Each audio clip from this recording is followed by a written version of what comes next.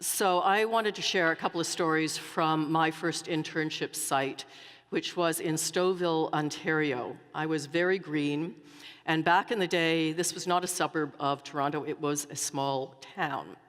And the timing was also interesting.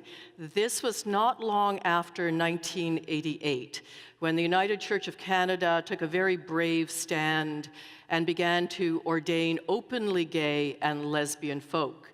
Openly gay lesbian folk who were open about their loves and their partnerships as well. Lots of Christian churches have been ordaining gay and lesbian folk since the beginning of time, but they weren't allowed to be open. So this did that, and it was an incredibly brave stance. We lost about a third of our members who voted with their feet and took off. So that was the context of me starting at Stouffville, a rural congregation. And I had a wonderful supervisor there. His name was Reverend Wayne Reed. He was a mountain of a man. He was about 6'3", almost 400 pounds, and incredibly caring and loving.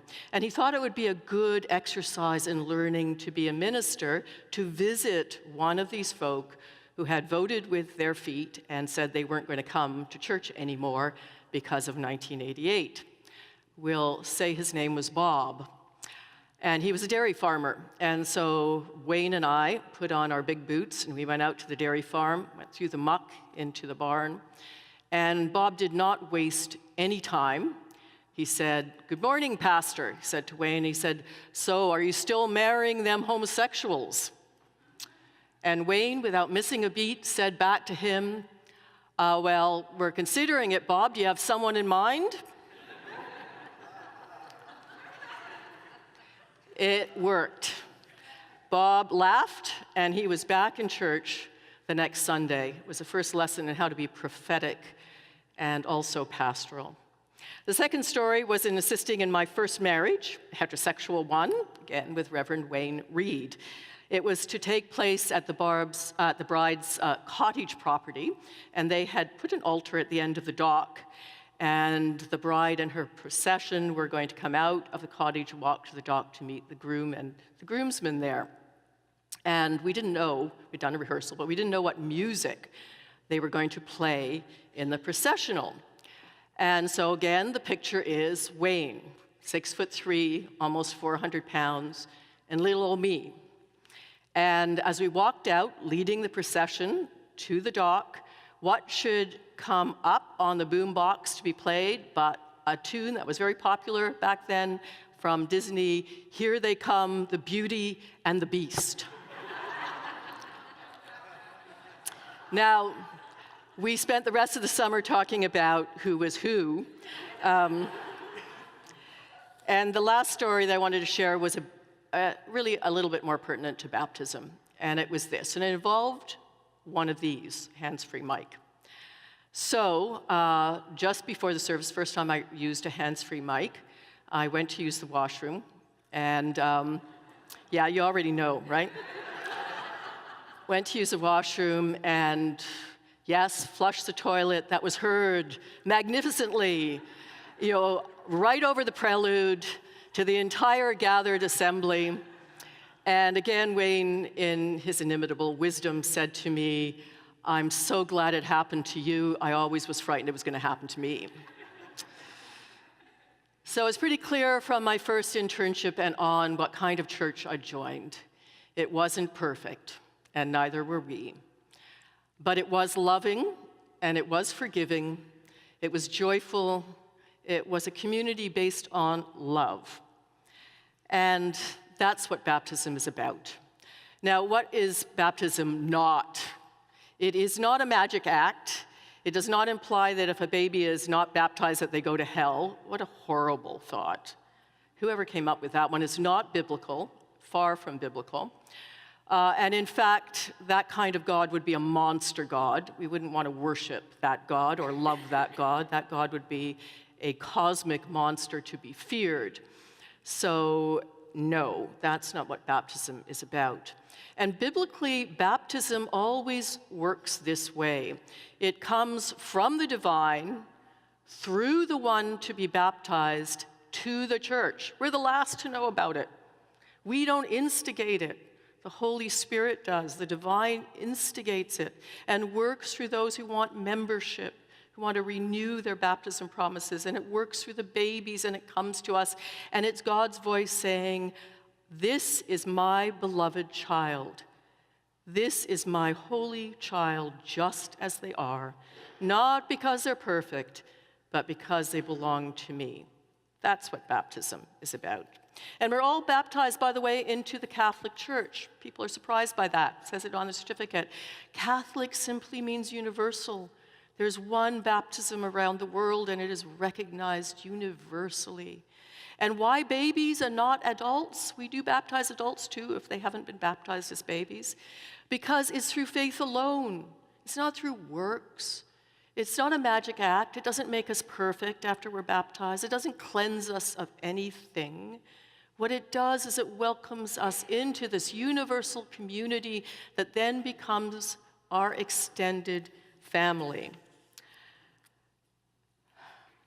First baptism in Acts, the very first baptism of the Christian church, is of a trans person, a eunuch, so called back then, someone who was considered sexually unclean, and Philip, the apostle, didn't want to touch him, didn't want to go near this trans person. But the trans person said, "But I'm here to be baptized." And God sent an angel, so the story goes, and said, "You're going to do what I tell you. You're going to baptize this person, because this person is my loved one, and this person is already holy." And Philip couldn't argue with that, and did as Philip was told by God to do. In the story of Jesus, you hear the same movement of the divine through Christ at the then church, John, saying, baptize me because I am worthy and I am holy and I am loved by God." Same movement. And of course, our brother Paul, who starts as Saul, a murderer of Christians, a murderer when he is baptized. And Ananias, who was the apostle, didn't want anything to do with him, needless to say. But God said, "You're going to do this thing that I'm going to ask you. You're going to go and you're going to baptize him. That's what you're going to do because I'm calling you to do it." And so Ananias does. Baptizes Paul. Saul becomes Paul in that moment. Murderer of Christians one moment, member of a beloved community the next moment. It's a profoundly countercultural act. You know, in part, what we're saying in baptism is that there's something to this book. It's 6,000 or so years of divine wisdom. It's not falling out of the lap of God, but it's people written by humans who had interaction with the divine, and they share that wisdom with us. And we say there's something to that wisdom. We should check it out. We should read it. And we should look at it as our history, our spiritual history. And we want to be part of it. We want to be the next generation of it. So it's countercultural in that way. It's also countercultural in the sense that we live in an increasingly secular world where all of this is irrelevant. But in baptism, we're saying you're welcome into a community where the only reason to be here is to learn to love each other. So I've always said we don't have to like each other, but we do have to love each other. And this is a crucible where you learn to do it. You can be spiritual on your own, but you can't be Christian. You got to be Christian, or for that matter, any faith, in community. That's where it happens. And I want to tell you, I made a list of the community to which you've just joined and to which we've just welcomed new members. Here's something about it. A list. You'll be in a community where lawbreakers share Christ's table with law upholders. We have both here. You'll be joining a community where crazy people, I count myself as one of those, brush shoulders with those who are very sane. You're joining a community where those with respectable jobs share the table with those who have no jobs, respectable or otherwise. This one's for Brad, our music director. You're going to be joining a community where people who can sing well will sing with people who can sing not well. You're going to be joining a community where the poor sit next to the not so poor. You're You're going to be joining a community where people with all sorts of faith backgrounds come to be part of us. Meet with those who have no faith background or little at all. You're going to be joining a community where old meets young. You're going to be joining a community where those with rural roots meet with those with urban roots. You're going to be joining a community where those who voted Liberal, Green, NDP, stayed home, meet the one who voted Conservative. Only joking.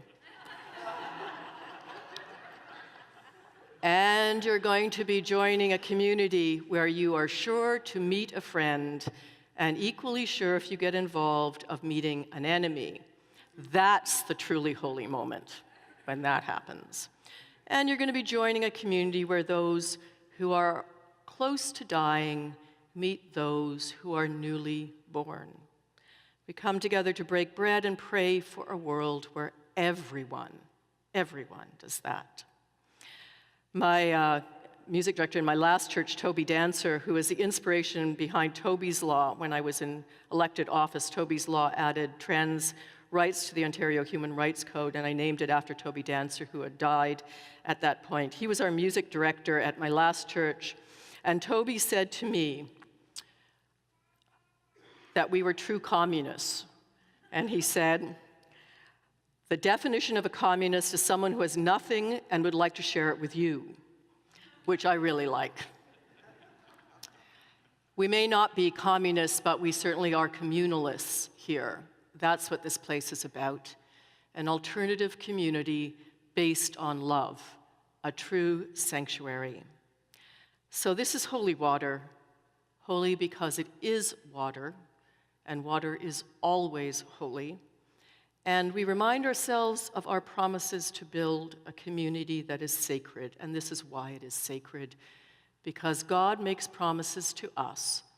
God says, "You are the ones I have called and chosen. You are loved, you are worthy, you are holy, just as you are." And we make promises back, and our promise is simply this: thank you. Amen.